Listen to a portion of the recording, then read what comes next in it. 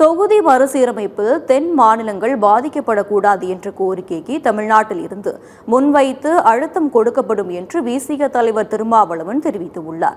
சென்னை தலைமைச் செயலகத்தில் செய்தியாளர்களை சந்தித்த திருமாவளவன், அரசியலமைப்பு சட்டத்தை பாதுகாப்பதற்கு அனைத்து தரப்பு ஜனநாயக சக்திகளும் தேசிய அளவில் ஒருங்கிணைய வேண்டிய தேவை எழுந்துள்ளது என்று கூறியிருக்கிறார்.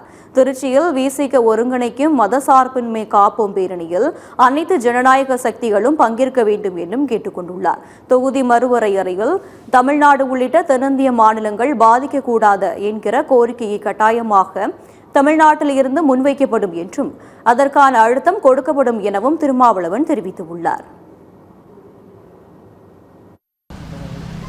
தமிழ்நாடு உள்ளிட்ட தென்னிந்திய மாநிலங்கள் பாதிக்கக்கூடாது என்கிற கோரிக்கையை கட்டாயமாக தமிழ்நாட்டிலிருந்து முன்வைப்போம், அழுத்தம் கொடுப்போம்.